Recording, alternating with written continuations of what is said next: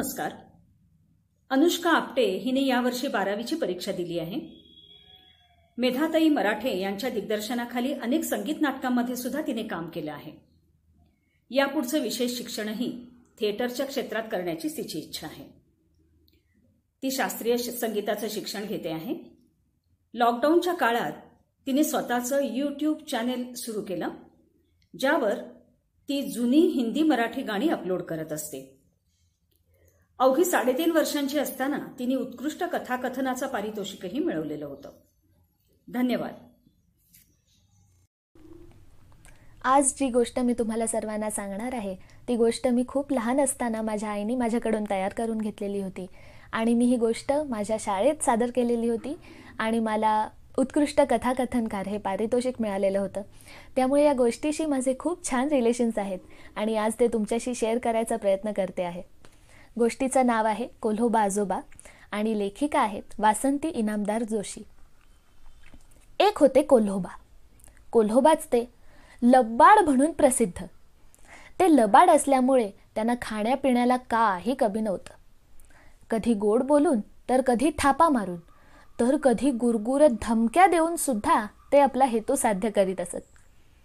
अगदी पाणवठ्यावर जाताना सुद्धा ते खालच्या वाटेवर उमटलेले पावलांचे ठसे पाहत पाहत पाणी प्यायला जात. त्यामुळे त्यांच्या जीवावर कधीच बेतलं नाही. झाडं झुडपं पालापाचोळा ह्यात कुठंही कुठलंही जनावर लपलं असलं तरी ह्यांना त्याचा लगेच सुगावा लागायचा. एकदा मात्र कोल्होबांना नेहमीपेक्षा वेगळ्याच परिस्थितीला सामोरं जावं लागलं. रानातून भटकत असताना त्यांना एक छोटंसं कोकरू मजेत चरत असलेलं दिसलं. त्यांना खूप आनंद झाला. आता आपल्याला या कोकराचं कोवळं कोवळं मांस खायला मिळणार म्हणून त्यांनी तात्काळ त्याच्यावर झडप घातली आणि त्याला खाणार. एवढ्यात ते कोकरू म्हणालं, कोल्होबा आजोबा, तुम्ही मला असं का धरलंय? असं का धरलंय म्हणजे? मी तुला खाणार आहे. तुम्ही मला खाणार? पण का? तुम्ही तर माझे आजोबा आहात. आजोबा कधी आपल्या नातवाला खातात का? हां म्हणे मी तुझा आजोबा. कोणी सांगितलं रे तुला की मी तुझा आजोबा आहे म्हणून? अहो, आईनेच सांगितलं. आई म्हणते की आपल्यापेक्षा जे मोठे असतात ना त्यांना आजोबा म्हणायचं, त्यांचा मान राखायचा, त्यांना नमस्कार करायचा. अरे चा, तुम्हाला नमस्कार करायचा राहिलाच की, आता करतो हा नमस्कार. असं म्हणून आपले छोटेसे हात जोडून ते कोकरू कोल्होबांच्या पाया पडायला लागलं. कोल्होबांना काही सुचेच ना. ते कोकरू एवढ्या लाघवी भाषेत बोलत होतं की कोल्होबा अगदी विरघळून गेले. याला खावंसं तर वाटत होतं, पण हा सारखा आजोबा आजोबा म्हणून गोड बोलतोय. आजोबा, माझ्या आईने एकदा मला तुमची एक गोष्ट सांगितली होती. मला खूप आवडली ती गोष्ट. माझी आणि गोष्ट? कोल्होबांना आश्चर्य वाटलं. हो, तुम्ही त्या एका म्हातारीच्या घरी बघा रोज रोज बोरं खायला जायचा आणि तिथंच शी करून म्हातारीच्या घराच्या उंबऱ्याला पुसून जायचा. काहीतरी घाणेरडा बोलू नकोस हा. अहो, आईनेच सांगितलं असं. आणि मग त्या म्हातारीने म्हणे तुमची खोड मोडायची म्हणून त्या उंबऱ्यावर तापलेला तवाच ठेवला. तुम्हाला अंधारात ते दिसलं नाही आणि मग तुम्ही नेहमीप्रमाणे उंबऱ्याला पुसायला गेला तर तुम्हाला चटकाच बसला त्या तव्याचा. चांगलं पोळलं, खूप पोळलं म्हणे. उगाच काही बाई बोलू नकोस. अहो, आईनेच सांगितलं असं. आणि मग ती म्हातारी तुम्हाला म्हणाली, कसं काय कोल्होबा, बोरं पिकली का? तर तुम्ही म्हणालात, नाही नाही म्हातारे, शेपटी पोळली. तेव्हापासून म्हणे तुम्ही त्या म्हातारीकडे बोरं खायला गेलाच नाहीत. फार वाईट होती का होती म्हातारी? हो रे, चांगलंच पोळलं होतं तेव्हा मला. हो ना, मग काही बाई बोलू नको काय म्हणता? कोकराने असं विचारल्यावर कोल्होबांनी आपली जीभ हळूच चावली आणि आपण खरं खरं बोलून गेलो याची त्यांना जाणीव झाली. कोकराच्या बोलण्याचा त्यांच्यावर एवढा प्रभाव पडला होता की त्यांचा लबाडपणा सुद्धा कमी होत राहिला हळूहळू. ते त्या गोंडस कोकराकडे पाहतच राहिले. कोल्होबा आजोबा, माझ्या बाबांनी तुमची दुसरी एक गोष्ट सांगितली होती बघा, आंबट द्राक्षाची. ए, आता चूप बसतोस का देऊ एक चापटी? नको नको, मला थोडं जरी मारलं तरी खूप लागतं. तुम्हाला माझं बोलणं आवडत नसेल तर मी गप्प बसतो. पण आजोबा, बरं झालं तुम्ही भेटलात. मला या सगळ्या जंगलात फिरवून आणा ना. मला खूप आवडतं फिरायला. पण आई बाबा सोडतच नव्हते, म्हणून तर मी त्यांची नजर चुकवून आज आलोय. मला म्हणत होते जंगलात खूप मोठे निक्रूर प्राणी असतात, ते तुला खाऊन टाकतील. आजोबा, कोणी मला खायला आलं तर तुम्ही मला कडेवर घ्याल ना? खाऊ देणार नाही ना त्यांना? कोकराने निरागसपणे त्यांना असा प्रश्न विचारला आणि या कोकराला आपणच खाणार होतो हे कोल्होबा विसरूनच गेले आणि एकदम म्हणाले, मी असताना तुला कोणीही काहीही करणार नाही. तुम्ही किती चांगले आहात आजोबा, असं म्हणून ते कोकरू कोल्होबांच्या अगदी जवळ गेलं. तेवढ्यात सिंहाच्या गुरगुरण्याचा आवाज आला. त्याबरोबर कोकराला पटकन पंजात धरून कोल्होबा जे पळाले ते आपल्या गुहेत आल्यावरच थांबले. त्यांनी कोकराला खाली ठेवलं आणि धापा टाकत म्हणाले, आता जर तू एकटा असतास तर त्या सिंहाने तुझा अगदी फन्ना उडवला असता. बरं झालं मी भेटलो आधी तुला. आजोबा, तुम्ही इथे राहता, एवढ्या लांब आणि एवढ्या अंधाऱ्या घरात? आजोबा, मला भीती वाटते हो अंधाराची. मला माझ्या आईकडे पोचवा. असं म्हणून कोकराने जोरात रडायला सुरुवात केली. कोल्होबा चिंताक्रांत झाले. आता ह्याच्या आईबाबांना शोधायचं तरी कुठं?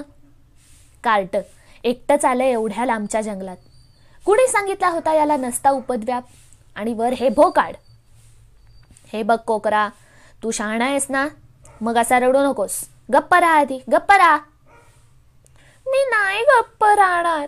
मी वेडा आहे. मी आईचं ऐकलं नाही, एकटाच बाहेर पडलो फिरायला. का ऐकलं नाहीस मग? बरं बरं, असू देत, इथून पुढे ऐकत जा. आता असं करूया, तू माझ्या मानेवर बस आणि तुला मी तुझ्या गावाच्या वेशीजवळ सोडतो. तिकडूनच आलायस तू. तुला धड कुठून आलो तेही सांगता येत नाही आणि एवढ्या लांब फिरण्याची हौस. अरे, आपलं पूर्ण नाव सांगता यायला हवं, आपल्या घराचा पत्ता सांगता यायला हवा आणि मुख्य म्हणजे लहान मुलांनी असं एकटं फिरायला जायचंच नसतं मुळी. एवढ्या मोठ्या जंगलात तुला कुणीही खाऊन टाकलं असतं. मूर्ख आहेस झालं. तुला किती आणि काय सांगायचं? खरं तर मीच तुला खाणार होतो. आजोबा, तुम्ही लबाड बोलता. आई म्हणते कोल्होबा लबाड असतो. तुम्ही मला खाणार नाही ना? तुम्ही लबाड आहात का? आता चूप बसतोस की नाही? अजून थोडा वेळ तुझ्याशी बोलत बसलो तर डोकंच फिरेल माझं. सारखा आपला आजोबा आजोबा. आजोबा, मला आईकडे जायचंय. हा, बस कार्ट्या माझ्या मानेवर. कोल्होबानी असं म्हटल्यावर ते कोकरू पटकन त्यांच्या मानेवर बसलं आणि आपले एवलेसचे हात त्यांच्या गळ्याभोवती धरले. त्यानंतर कोल्होबांनी धूम पळायला सुरुवात केली. बरंच पळल्यावर गावची वेस आली. त्याबरोबर त्यांनी त्याला खाली उतरवलं आणि म्हणाले, जा बाबा, पळ तुझ्या आईकडे. आजोबा, तुम्ही चला ना आमच्या घरी. कोकरू असं म्हणतंय तेवढ्यात आपली आई जोरात ओरडते असं त्याला ऐकू आलं. त्याबरोबर लाठ्या काठ्या घेऊन 2-4 माणसंही धावत येताना दिसली. त्यांना पाहून कोल्होबांनी धूम ठोकली आणि पळता पळता ते त्या कोकराला म्हणाले, अरे, परत या जंगलात येऊ नकोस. आज तू वाचलास पण परत वाचशील असं नव्हे, कळलं का? तुझ्यामुळे आज मला उपाशी राहावं लागलं. तुला खाणार होतो तर तू सारखा आजोबा आजोबा करत बसलास आणि माझा सगळा वेळ तुझ्याच तैनातीत गेला. जा जा आता घरी. मला मारायला माणसं यायला लागली आहेत. मी पळतो आता. असं म्हणून कोल्होबा धापा टाकत जंगलात आले आणि मनाशीच म्हणाले, ते कोकरू बाकी गोंडस होतं. किती गोड बोलत होतं. कसं छान वाटत होतं कोल्होबा आजोबा असं ऐकायला. परत आलं तर त्याचा एक पापाच घ्यायला हवा. अगदी गोड बोलत होतं पिल्लू. कोल्होबा दमल्याने त्यांना गुहेत पडल्या पडल्या झोप लागली. पण झोपेतही त्यांना त्या कोकराची तीच हाक ऐकू येत होती. सांगा बरं कोणती? कोल्होबा आजोबा, कोल्होबा आजोबा, कोल्होबा आजोबा. धन्यवाद. नमस्कार. आरती आपटे यांनी GSS कॉलेजमधून महाविद्यालयीन शिक्षण घेतल्यानंतर धारवाड युनिव्हर्सिटीमधून वनस्पतीशास्त्र विषय घेऊन MSc पूर्ण केलं. मराठी विज्ञान निकेतनमध्ये त्यांनी काही वर्ष स्पोकन इंग्लिशचे वर्ग घेतले. हस्तकला आणि चित्रकलेची त्यांना खास आवड आहे. धन्यवाद. या गोष्टीचं नाव आहे व्हॅलेंटाईन्स डे विशेषांक. संध्याकाळचे 7 वाजले होते. तो तिला भेटण्यासाठी आतुरलेला होता. आज व्हॅलेंटाईन्स डे. ती आत येताच त्याने तिला गिफ्ट रॅप केलेला चॉकलेट बॉक्स आणि मोत्यांचा हार, जो त्याने खूप विचार करून घेतला होता, तो दिला. ती खूप आनंदली. मी तुझ्यासाठी काय आणलंय बघ. तिने आतुरतेने एक गिफ्ट बॉक्स त्याच्या हातात दिला. त्याने गडबडीने तो डबा उघडला. 2 आयफोन्स डब्यात व्यवस्थितपणे ठेवलेले होते. आपला आनंद लपवत तो पुटपुटला, इतका खर्च करण्याची गरज काय होती? त्याच्या तक्रारीकडे दुर्लक्ष करत ती म्हणाली, एक तुझ्यासाठी एक माझ्यासाठी. पटापट तिने दोन्ही फोन्समध्ये सिम कार्ड आणि मेमरी कार्ड टाकलं. तिच्या आवडत्या हॉटेलमध्ये जेवण करून एक रोमॅन्टिक सिनेमा पाहून ती दोघं परतली तेव्हा मध्यरात्र उलटून गेली होती. अशा सुंदर दिवसाचा शेवट एकमेकांच्या मिठीत होणार होताच. सकाळी 2 वेळा अलार्म स्नूज करून पुन्हा झोपल्यामुळे उशीर झाला. सगळी आवराआवर करून शेवटचा टचअप करत असतानाच ऑफिस कॅबचा हॉर्न कानावर पडला आणि चटकन त्याच्या गालावर आपले ओठ टेकवून तिने बाय म्हटलं आणि ती बाहेर पळाली. अलीकडे ती जरा जास्तच बिझी झाली होती. मागच्या वर्षीच नवीन ऑफिस जॉईन झाली होती आणि तिच्या कामावर खुश होऊन तिला लगेच प्रमोशन पण मिळालं होतं. त्यानंतर तर तिचं रुटीन आणखीनच पॅक झालं होतं. वीकेंड्सला सुद्धा अनेकदा तिला बॉसबरोबर टूरवर जावं लागे. तिचं रुटीन पाहता त्याचा दिवस तसा बराच आरामात जायचा. स्वतःसाठी मग भरून कॉफी करून घेऊन त्याने डेटा कनेक्शन चालू केलं आणि तो कोचवर जाऊन बसणार तेवढ्यात नव्या आयफोनवरच्या व्हॉट्सॲपच्या रिंगटोनचा गोड किणकिण आवाज झाला. तो चटकन उठला. नव्या फोनवरचा पहिला मेसेज तिचाच असणार. वाट बघतोय डार्लिंग, लवकर ये. तिच्या बॉसचा मेसेज. आता त्याच्या लक्षात आलं, सकाळी गडबडीत ऑफिसला जाताना तिने स्वतःचा फोन न घेता त्याचा फोन नेला होता आणि आता ज्या फोनवर तो मेसेज वाचत होता तो फोन तिचा होता. या मेसेजचा अर्थ समजून घेण्याच्या प्रयत्नात तो असतानाच पुन्हा किणकिण, पुन्हा बॉस. अगं ये ना लवकर, किती वाट बघायला लावशील. आता त्याच्या कपाळावर रेषा उमटल्या. कॉफी थंड झाली होती. ऑफिसला उशीर होणार होता. आता तर ऑफिसला जायचा त्याचा मूडही नव्हता. मनात नुसता हलकल्लोळ माजला होता. तिच्याशी बोलावं म्हणून त्याने स्वतःच्या फोनवर अनेक वेळा फोन केला, पण प्रत्येक वेळी नॉट रिचेबलचा मेसेज. त्याची भूक मरून गेली. डायनिंग टेबलवर तिने करून ठेवलेले पोहे तसेच होते. तो सोफ्यावर पडून राहिला. मन धावत गेलं अगदी वर्षभरापूर्वी. तिच्या नव्या नोकरीचा पहिला दिवस. तिच्या ऑफिस सुटायच्या वेळी तो तिला पिकअप करायला बाहेर उभा होता. गाडीवर तिची बडबड सुरूच होती. बॉसचं कौतुक थांबतच नव्हतं. त्याच्या मनात हेव्याची पाल चुकचुकली होतीच. काही दिवसांनी तिचं उशिरापर्यंत ऑफिसमध्ये थांबणं सुरू झालं. सुरुवातीला त्याची थोडी चिडचिड झाली, पण नंतर त्याने स्वतःच्या मनाला समजावलं. 6 महिन्यातच तिला प्रमोशन मिळालं आणि मग तर ती क्वचितच लवकर घरी येत असे. दर आठवड्याला तिला टूरवर जावं लागे. तिचा पगारही दुप्पट झाला होता, त्याच्यापेक्षा थोडा जास्तच. आणि तिचा आत्मविश्वास कैक पट वाढला होता. अलीकडे अलीकडे दोघांना एकमेकांबरोबर निवांत वेळ मिळतच नसे. आता बसल्या बसल्या तो विचार करू लागला. जिक्सॉ मधल्या तुकड्यांची जागा आता त्याला आपोआप दिसू लागली. त्याला काही दिवसांपूर्वी घडलेला एक किस्सा आठवला. आपली ठरलेली डेट कॅन्सल करून तिला बॉसबरोबर टूरवर जावं लागलं होतं. रात्री उशिरा ती दमून आलेली पाहून स्वतःची नाराजी व्यक्त करण्याचा मोह त्याने टाळला होता. ही खरंच कामासाठी बाहेरगावी जाते का बॉसबरोबर असंच आपलं? त्याचं डोकं दुखायला लागलं. त्याने सहज म्हणून दुर्लक्ष केलेली तिची प्रत्येक गोष्ट आता वेगळाच अर्थ घेऊन त्याच्यासमोर उभी राहिली. या सगळ्या गोंधळात ऑफिसला फोन करून आपण आज येऊ शकणार नाही हे सांगायला तो साफ विसरून गेला होता. डोकं जरा जास्तच ठणकायला लागलं होतं. एक सॅरेडॉनची गोळी घेऊन तो त्याच्या आवडत्या आराम खुर्चीवर पडून राहिला. गोळीचा परिणाम असेल किंवा रात्री झोप पूर्ण झाली नसल्यामुळे की काय, त्याला लगेच झोप लागली. डोर लॉकमध्ये चावी फिरवलेल्या आवाजाने त्याला जाग आली. घरात अंधार होता आणि त्याच्या मनातही. ती उत्साहात आत येत म्हणाली, अरे अंधारात का बसलायस? आता हिच्याशी बोलायलाच हवं असा विचार करत त्याने तिच्या फोनवरच व्हॉट्सॲप उघडलं. तो तिला जाब विचारण्यासाठी तिच्याकडे निघाला तोच तिने आपल्या हातून त्याच्या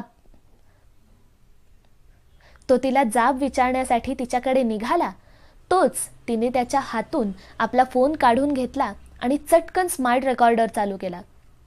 त्याने सरळ प्रश्नांचा भडीमार सुरू केला.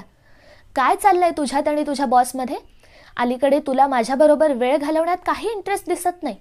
मला खरंच शंका येते की तू तुझ्या ऑफिसच्या टूर्सबद्दल खोटं बोलत आली आहेस. आज मला सगळ्या प्रश्नांची उत्तरं हवी आहेत. एक सुस्कारा सोडत तो निराश होऊन म्हणाला, तुला माझ्याबद्दल काहीच वाटत नाही का ग अलीकडे? तिने काही बोलायच्या आत तो पुन्हा बोलला, थांब, हा घे तुझा फोन आणि तुझ्या लाडक्या बॉसने पाठवलेले मेसेजेस वाच. ती हसू दाबत असलेला पाहून तर त्याचा पारा आणखीनच चढला. आता तोंड उघडायला काय मुहूर्त बघतीयेस? तिचे खांदे जोरात हलवत त्याने विचारलं. तो पुन्हा काही बोलणार तेवढ्यात तिने आपल्या ओठांनी त्याचे ओठ बंद केले. विरघळत त्याने तिला जवळ ओढलं आणि तिच्या कानात तो कुजबुजला, मी उत्तराची वाट पाहतोय. तिने मोबाईलवरचं रेकॉर्डिंग बंद करून सेव्ह केलं आणि ती हसली. त्याच्या मिठीतून बाहेर यायचा प्रयत्न न करताच ती म्हणाली, 2 दिवसांनंतर आमच्या मासिकाचा विशेष अंक निघणार आहे, व्हॅलेंटाईन्स डेवर. तुझा विशेष अंक गेला खड्ड्यात. आधी माझ्या प्रश्नांची उत्तरं दे. डार्लिंग शांत हो, सगळं सांगते. आमच्या मासिकातर्फे आम्ही एक सर्वेक्षण करतोय. आमच्या पार्टनरच्या फोनवर काही स्पेशल मेसेजेस वाचून कोणकोणत्या प्रक्रिया येतात याचा. परवा दिवशी येईल तो विशेषांक मार्केटमध्ये. आता हे सांगू नकोस की मी तुझ्या सर्वेक्षणातला एक गिनीपिग आहे. सॉरी, पण हो. म्हणूनच आज मी मुद्दाम माझा फोन घरी ठेवून गेले होते आणि बॉसच्या फोनवरून हे सगळे मेसेजेस तुला केले.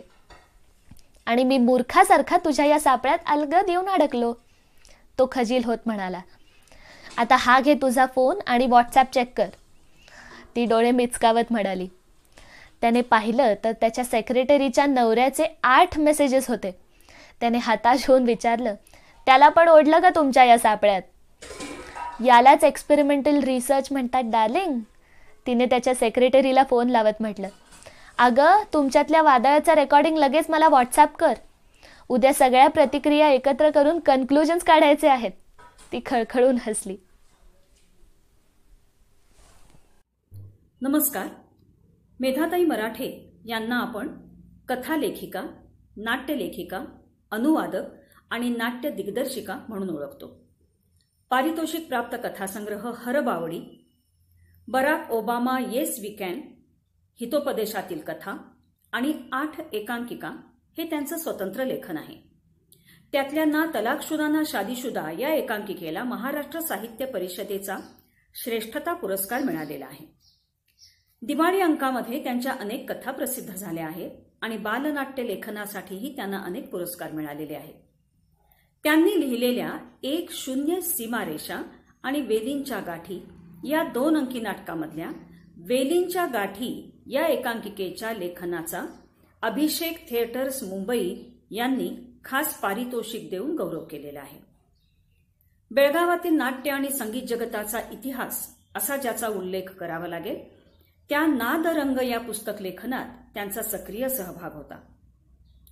मातीचे मम अवघे जीवन, स्वर्गाचा साक्षात्कार आणि रवींद्रनाथ टागोरांच्या कथा ही त्यांची अनुवादित पुस्तकं आहेत. मेहता पब्लिकेशन्स पुणे यांनी ती प्रकाशित केलेली आहेत. त्यांनी स्थापना करून जोपासलेली रंगभूमी ही बालनाट्य संस्था गेली 12 वर्ष मुलांसाठी दरवर्षी नाट्यवर्ग भरवते. संगीत शारदा, संगीत सौभद्र आणि संगीत स्वयंवर या त्यांनी दिग्दर्शित केलेल्या नाटकांचे राज्यात आणि राज्याबाहेरही अनेक प्रयोग झालेले आहेत. जी.ए. कुलकर्णी पुण्यतिथी निमित्त जीएनच्या ऑर्फियस या कथेचं नाट्यरूपांतर, दिग्दर्शन आणि अभिवाचन याबद्दल श्रीराम लागूंसारख्या श्रेष्ठ रंगकर्मींनी सुद्धा त्यांचं विशेष कौतुक केलं आहे. धन्यवाद.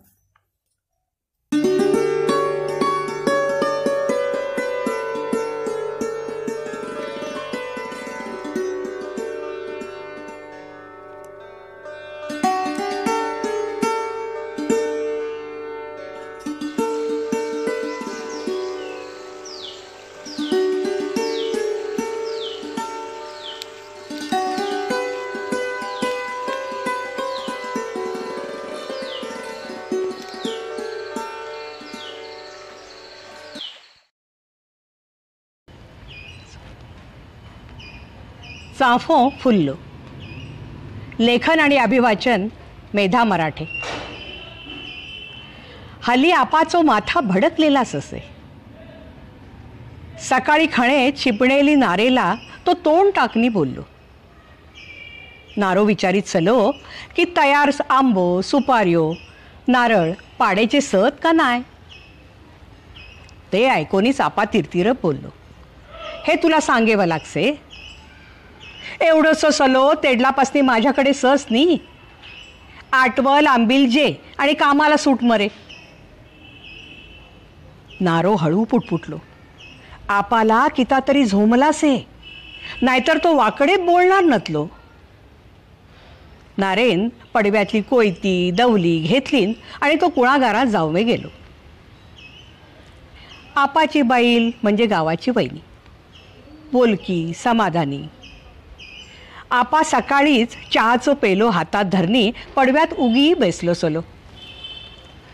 तेडला मंदावैनी सकाळचे उन्हात खळेच्या बाजूला आबोली, तगर, जास्वंदाची फुलं काढीत सली. तगरीच्या वेल्या बाजूला तो उभा सलो. चाफो, सरळ उंच खोड आणि पोपटी हिरवी लांबट पाना गच्च भरलेली. मंदावैनी पाटले फुला ठेवणी चाफेकडा गेली तर आपा आरडलो. आज नारेकडनी कापणी घेसा, उगीच आशा नका. फुला फळा येणार का तेला, वांजच रेणार तो. मंदावैनी दचकली. किता तणतणत सत तुम्ही सकाळपासनी, कुणाला कापणार म्हणत चले तुम्ही. चाफो गो, आयन लावलेलो म्हणून पाणी शिपणी वरती काढलो. वाटला आज फुला येतील उद्या येतील, पण नाही, नुसतो ताडमाड कसो वाढलोसे. काही एक उपयोग नाही त्याचो. नारो आयलो की सांगसा तेला कापणी उडवून दे चाफो, मरो तो. मंदावैनी पडव्यावर आयली आणि म्हणू लागली, पुरे हा तुमचा. त्या चाफेची काय अडचण नाही हवेची, रेव दे बापडो. आमचे ठिकाणा जागो कमीच आहे. 2 दिवसा उपरांत आमचे अभय हेगडा पावसे. ते गडबडीत तोडप किताला, करू सावकाश, घाई नाही. बायलेचा बोलणं ऐकोनी आपा भडकलो. अगो, जेला फुला फळा लागत नाही त्याचा किता उपयोग. हा, वांझोटा घोऊस जसो तोडणी उडवायचो. येता आमचे अभयाला मोठो केलो, शिकयलो, बरा खाण जेवण चिरगुटा दिली. किता म्हणी कमी केला नाही, पण उपयोग से. भुरगा आणणारसे का त्याला, लग्न हेचा लग्न होणारसे. केला तरी उपयोग नाही, तो नुसतो नावाचो पुरुष. आपाचा वैताग ऐकोनी मंदावहिनीला राग आयलो. माझघरा भीतर येऊनी फुलांचो पाटल्यो देवघरात ठेता मोठ्याने म्हणू लागली. नारेला सांगोनी तेला बी कापणी उडवा, नाही ना त्याचा काय उपयोग. आधीपासनी खबर नसला म्हणी तर माझो अभय हुशार से कसो से करीत चलो नो. तो किता तो LGBT मधला से ता जाणोनी तुम्हाला नाका झालो नी. अहो परमेश्वर किता तरी मनात ठरायचे आणि जन्म देसे सगळ्या माणसांना. आपण त्याला मान्य करायचा जाणते नी तुम्ही.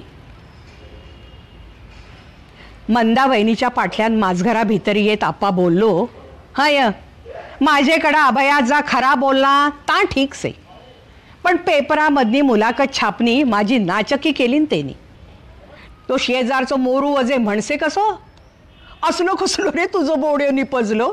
आपाचा बोलणं ऐकोनी मंदावहिनी तरातरा स्वयंपाकघरात चालू लागली. खूपशी कामं करवायची उरली सत. नारेन काढलेल्या आंब्याची आडी घाली यायची सली, नारळ सोलणी पोत्यात भरणी ठेवे हवे, गरेची साटा पापड घालायची सर. बृहस्पतिवारा मापसे थीन व्यापारी येणार से आंबे सुपाऱ्यो पणस नारळ नेवे सगळा तयार हवा ते आधी. नाहीतर अभय आयलो की त्याची खबर घेवे वेळ नाही उरेचो. कामा पुढा बाहेर सरे मिळत नाही. नाहीतर अभय म्हणसे कसो, अगो आई मे घरा आयलो की तुला कामा पुढे वेळ नसे, बेसळ्या मगे मोवा आजची. मंदावहिनीला वाटला किती गुणी बोड्यो माझो, आवशीची काळजी करसे, नाहीतर बाकीच्यांची बुरगी अशी गुणाची नसत. आपाचे मनाला दुःख हसे की तेचो हुशार शिकलेलो बोड्यो असो नपुसक आणि तो एका बाप्याबरोबर रेसे. हे जाणवणे त्याच्या मनात विचार आयलो की त्याला मी जन्माला घातलोसे त्याला, की शिक्षण देऊनी मोठं केलो ता माझा चुकलासे किता तरी. लुळो लंगडो सलो तरी चालत चलो, परक्या नावा ठेवली नसती. तो चोमडो मोरू वजे एकसारखा टिंगल करसे. आपा तणतणत रेलो तरी मंदावहिनीच्या धाकान चाफेचं झाड उभो तसाच से. मंदावहिनीचा रांधप हत आयलेला. चुलीतली लाकडा पाठी काढत ती पडव्यात बेसोनी राहिलेल्या आपाला बोलली, ऐकलात नी, नावनी नैवेद्य दाखायसानी रांधप झालासे. अगे हेगडा ये बघू, अभयाला सांगे हवा येऊच नका घरा म्हणी, असलो विद्रूप बोड्यो माला नका. मंदावहिनीचा राग आसमानात गेलो. ती बोली, कोण विचारील झाल्यावर तो तुमचो बोड्यो नाही म्हणी सांगा. माझो मात्र एकटीचोच आहे तो बोड्यो. विद्रूप सलो तरी म्हशीची शिंगा म्हशीला जळहत नाही. मंदावहिनी पदरान डोळे पुशीत राहिली. इतकेत माझ घरा भितरलो फोन वाजू लागलो. घे मगो, तुझं कौतुकाचंच बोड्योच सेल. आपाचो अंदाज जुस्त सलो. अभयाचो फोन सलो. आई तुझे बोडेला पद्मश्री मिळाली गे, मला पद्मश्री मिळाली. दिल्लीत समारंभ से राष्ट्रपतीच्या हातातीन मिळणार से. अगो बाई किता रे बोलचोस तू, पद्मश्री? हां, मी आदिवासी लोकांचा भला करसानी म्हणी देसात पद्मश्री सरकारकडनी. आपा से गो घरा? हां सत. डोळे पुसत वहिनी बोलली, घ्या तुम्हाला विचारसे, तुमचो बोड्यो कडथीन मोठो झालो ता बघा. आपा मला सरकारकडनी पद्मश्री मिळाली. आपा ऐकलास नी? अभयाचा बोलणं ऐकोनी आपाला भरवून आयलं.